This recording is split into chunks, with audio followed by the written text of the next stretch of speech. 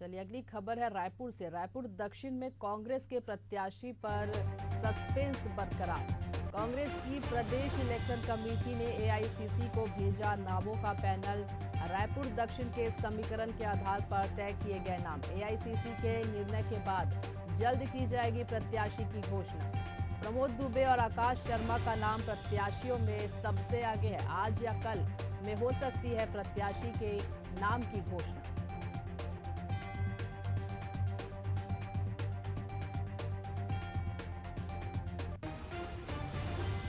चलिए इस पर ज्यादा जानकारी के लिए हमारे सहयोगी हमारे साथ बने हुए हैं नितिन। दक्षिण विधानसभा जो उपचुनाव होने वाले हैं उसको लेकर के जो सस्पेंस है वो बरकरार है। भाजपा ने अपने प्रत्याशी की घोषणा कर दी, लेकिन कांग्रेस में ये सस्पेंस बरकरार है। क्या लगता है, क्या कुछ नाम सामने आ सकता है?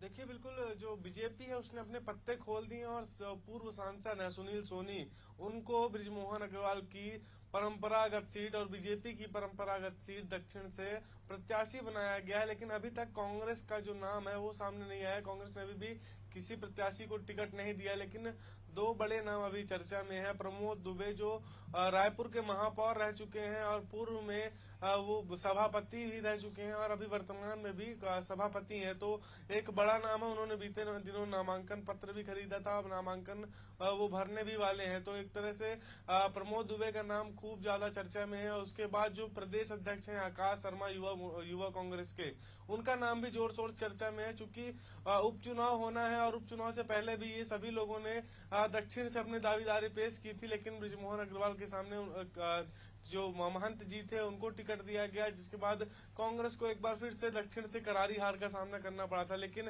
अब उपचुनाव जब होने जा रहा है तो सबको आस लगी हुई है कि बृजमोहन अग्रवाल का जो गढ़ है वो टूटेगा, वो किला टूटेगा बीजेपी का, और इस बार कांग्रेस का विधायक वहां से चुनकर आएगा। लेकिन अभी भी कांग्रेस की टिकट पर सस्पेंस बरकरार है और जो प्रदेश अध्यक्ष है आकाश शर्मा, उनका नाम तो चल ही रहा है। उसके साथ साथ एक नाम और सामने आता है महापौर एजाज ढेबर का।